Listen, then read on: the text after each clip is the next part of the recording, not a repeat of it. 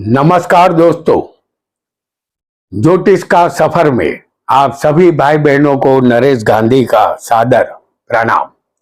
यह हमारा 653वां एपिसोड है जिसका नाम है मानो या ना मानो, सूत्र जो अद्भुत है। दोस्तों, हमारी इस पृथ्वी पर लगातार परिवर्तन हो रहा है और परिवर्तन ही संसार का नियम है।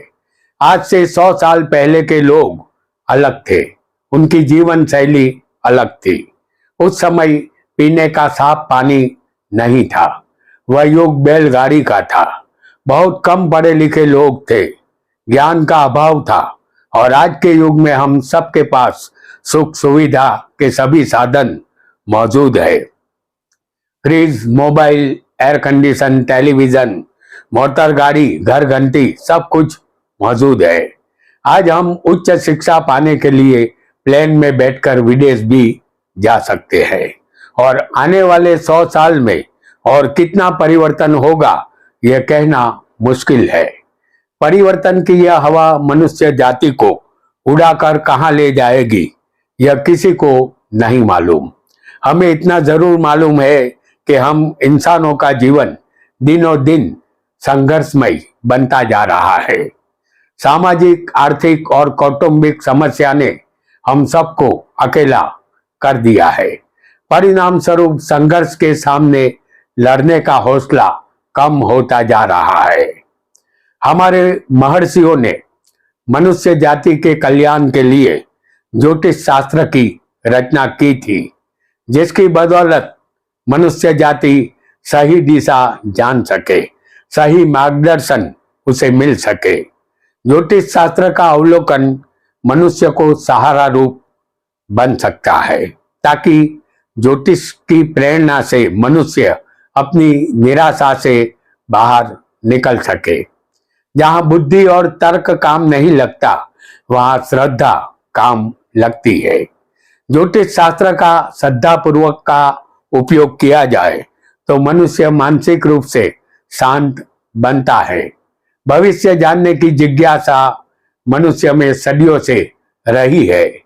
कोई भी मनुष्य जब 10 साल का बच्चा होता है तो उसके मन में यह विचार जरूर उत्पन्न होता है कि वह इस दुनिया में कैसे आया, कहां से आया, क्यों आया। सुबह के सूर्य की रोशनी और रात में चंद्रमा की चांदनी को देखकर वह बच्चा हैरान रह जाता है। ब्रह्मांड में चमकते सितारे उसे रहस्यमय लगते हैं। उसे अपने किसी भी सवाल का जवाब नहीं मिलता, क्योंकि उसका दिमाग अभी अविकसित है। बच्चा जब बड़ा हो जाता है तो उसकी समझ में सब कुछ आ जाता है। इसी तरह आज हम यहाँ ज्योतिष शास्त्र के कुछ अद्भुत सूत्र आपको बताने वाले हैं, जिसे आपको हमेशा याद रखना है, जो आगे चलकर आपको बहुत काम आएंगे।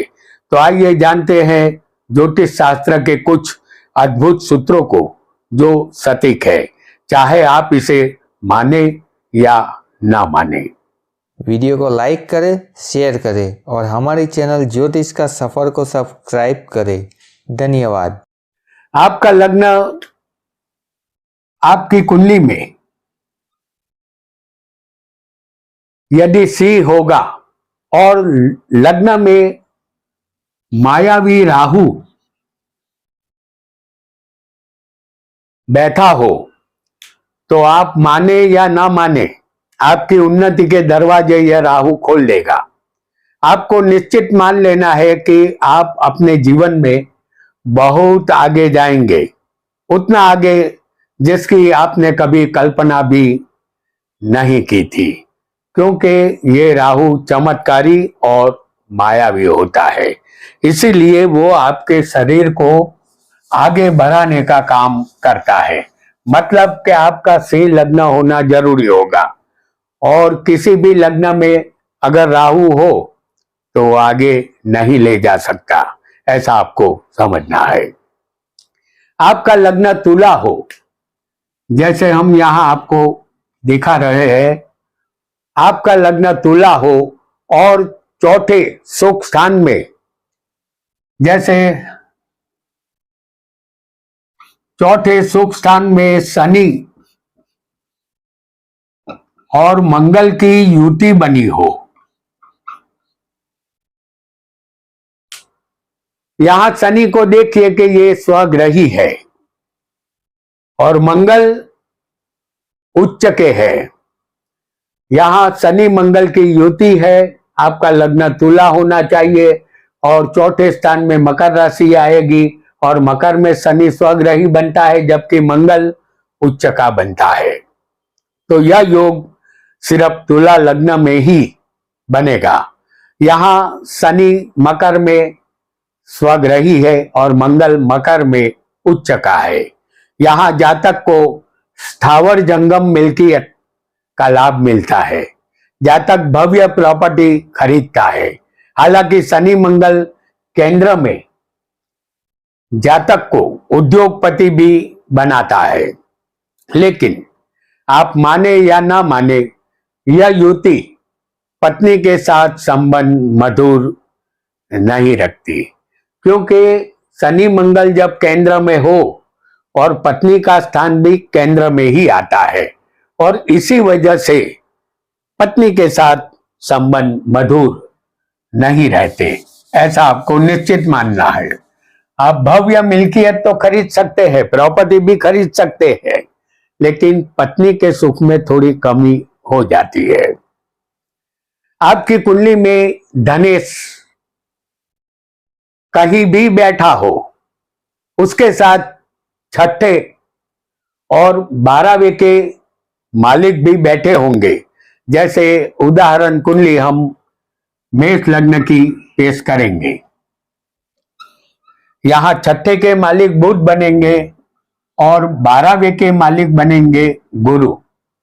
इस कुंडली में धनेश शुक्र है जो मकर राशि में 10वें होगा। जैसे हम आपको यहां दिखा दें, शुक्र को मकर राशि में जो धनेश है वो 10वें होगा। इस धनेश के साथ छठे के मालिक बुध और 12वें के मालिक गुरु भी होंगे। आपको अपनी कुंडली में जो धनेश बने उसके साथ 12वें का मालिक और छठे का मालिक को समझना है। ऐसा योग बड़ी धन हानि करता है। आपके पास धन आता तो है लेकिन वह चला जाता है। आप माने या ना माने, वह धन आपके पास वापस नहीं लौटता, चाहे आप कितना भी इंतजार क्यों न कर ले। वो धन जो जा चुका है वापस नहीं आएगा।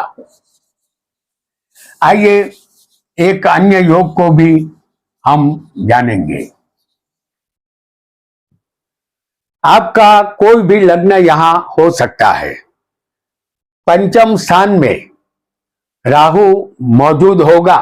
जैसे हम आपको यहां बता रहे हैं, राहु को पंचम में लग्न आपका कोई भी हो, यदि पंचम में राहु मौजूद होगा तो गैस, वायु कारक रोग, अपेंडिक्स, पथरी जैसे पेट संबंधित रोगों से आपको परेशानी रहेगी।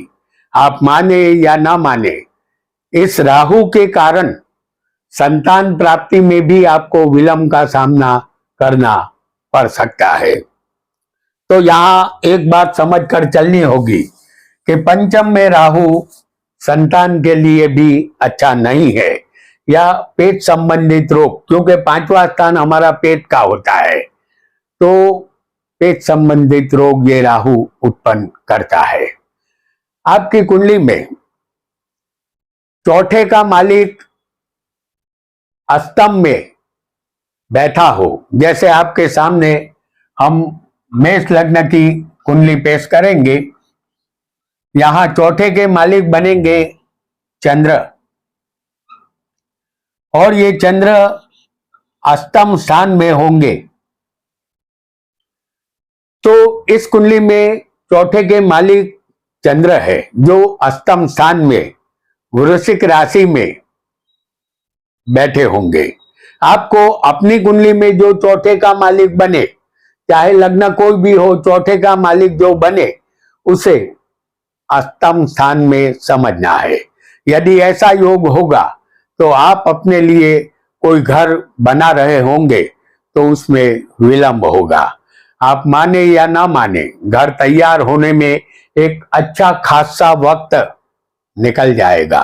ऐसा इसलिए होता है कि घर का मालिक, चौथा स्थान घर का होता है, घर का मालिक अष्टम में चला गया है, इसलिए देरी होती है। क्योंकि छठा, आठवां और 12वां स्थान, इन स्थानों से इंसान को कुछ ना कुछ दुख मिला करता है।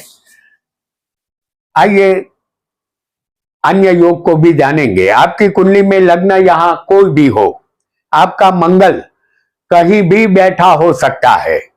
मंगल को हम तीसरे स्थान में आपको दिखा रहे हैं।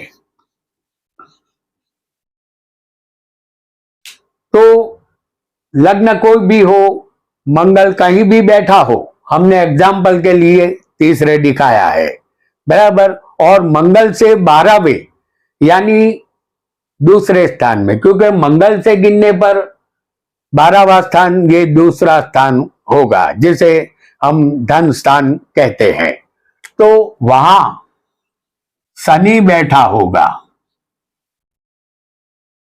तो मंगल से 12वें यहां शनि को हमने दिखाया है। आपकी कुंडली में मंगल जहां हो वहां से गिनने पर शनि को 12वें समझना है।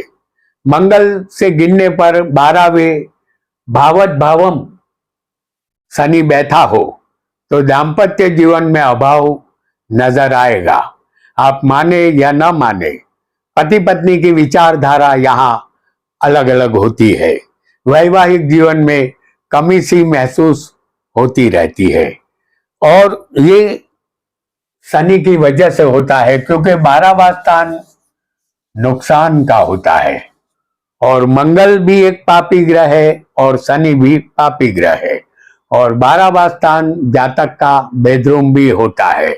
इसी वजह से शनि जैसा ग्रह जब आ जाता है तब जातक सुखी नहीं बन सकता। आइए एक और योग को भी जान लेते हैं। आपकी कुंडली में 12वें का मालिक यदि पंचम में बैठा होगा, जैसे उदाहरण कुंडली हम मेष लग्न की पेश करेंगे। इस कुंडली में 12वें के मालिक बनेंगे गुरु, जो पंचम में होंगे।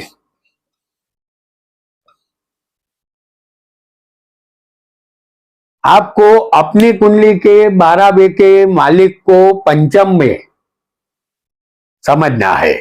12वें का मालिक पंचम में हो तो आप मानो या ना मानो, यह धन हानि के चक्र को गतिमान करता है, क्योंकि 12वां स्थान नुकसान का होता है, और नुकसान का मालिक यदि पंचम में आएगा तो धन हानि होगी। जातक शेयर बाजार, जुआ, सट्टा, लॉटरी या शर्त रेस के घोड़े, इसमें बहुत सा रुपया हार जाता है, या उसे अपने संतानों के द्वारा भी धन हानि के योग बनते हैं। ऐसा आपको निश्चित मान लेना है, क्योंकि पंचम स्थान शेयर बाजार का है, जुआ, सट्टा, लॉटरी का है, और नुकसान का मालिक जब पंचम में आता है तब ऐसा ही होता है। आपकी कुंडली में आपका लग्न कोई भी हो, सूर्य लग्न में बैठा हो, जैसे हम आपको यहां दिखा रहे हैं सूर्य को, सूर्य यहां लग्न में बैठा है, और मंगल पंचम स्थान में मौजूद हो,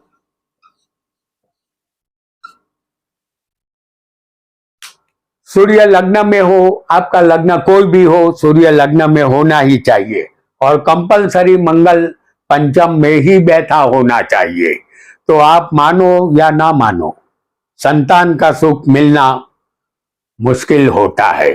डोरा, धागा, ताबीज, तीर्थ यात्रा, पवित्र नदी का स्नान, कुछ भी कर ले, संतान प्राप्ति में अड़चने पैदा होती है।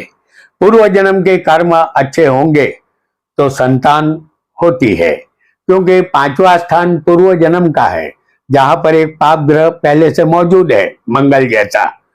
तो इसी वजह से संतान में अड़चन पैदा हो जाती है, अन्यथा कभी कभी संतान नहीं भी होती। ये बात आपको ध्यान में रखनी है।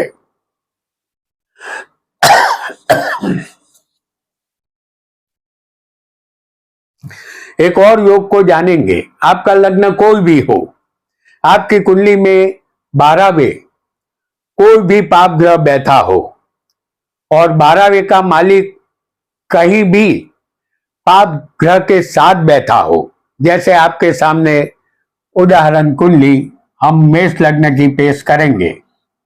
इस कुंडली में 12वें के मालिक गुरु है। इस कुंडली में 12वें स्थान में हम शनि को दिखा रहे हैं, क्योंकि शनि एक पापी ग्रह है जो 12वें बैठा है, और 12वें के मालिक गुरु है जो सप्तम स्थान में हम आपको दिखाएंगे। और 12वें के मालिक गुरु है, उसके साथ हम सूर्य को दिखाएंगे जो एक पापी ग्रह है। आपको अपनी कुंडली के 12वें के मालिक को किसी भी पाप ग्रह के साथ समझना है, और आपकी कुंडली में जो 12वें का जो मालिक बने उसके साथ भी किसी पाप ग्रह का होना बहुत जरूरी है।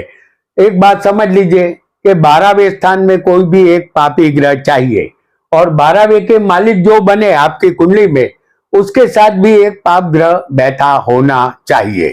तो आप माने या ना माने, आपको शादी के बाद भी बेडरूम का सुख नहीं मिलता, या कोई ना कोई कमी सी संसार के सुख में नजर आती है।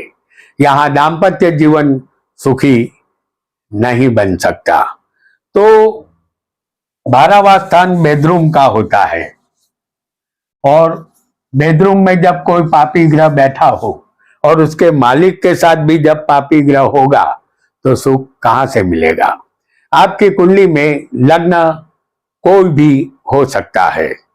आपकी कुंडली में सूर्य कहीं भी किसी भी स्थान में बैठा हो, वहां से 5वें या 9वें शनि मौजूद हो किसी भी एक स्थान में, जैसे इस कुंडली में सूर्य को हम चौथे दिखाएंगे। वहां से 5वें 1 2 3 4 5, वहां से 5वें शनि मौजूद होना चाहिए, क्योंकि शनि को हमने अष्टम में दिखा दिया है। और यहां समझिए कि सूर्य से 5वें शनि है, और हो सकता है कि शनि से भी 5वें शनि ही बैठा हो, या यूं समझिए कि त्रिकोण में 5वें या 9वें शनि होना चाहिए। सूर्य जहां बैठा हो वहां से 5वें या वहां से 9वें शनि होगा, तो किसी भी एक स्थान में शनि को आपको समझना है। ऐसा योग आप माने या ना माने, जातक को राजनीति में बहुत आगे ले जाता है और वह सफलता प्राप्त करता है, क्योंकि सत्ता का कारक सूर्य है।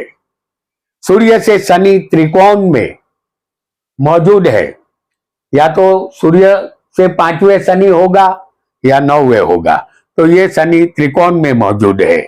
इसलिए जातक सरकार में कोई ना कोई पद प्राप्त करता है, राजनीति में उसका नाम होता है। तो दोस्तों, आज हमने ज्योतिष के कुछ अद्भुत सूत्रों को जाना। आज इतना ही, मिलते हैं किसी नए एपिसोड में। तब तक आप देखते रहिए ज्योतिष का सफर। आपका बहुत बहुत धन्यवाद, धन्यवाद, धन्यवाद।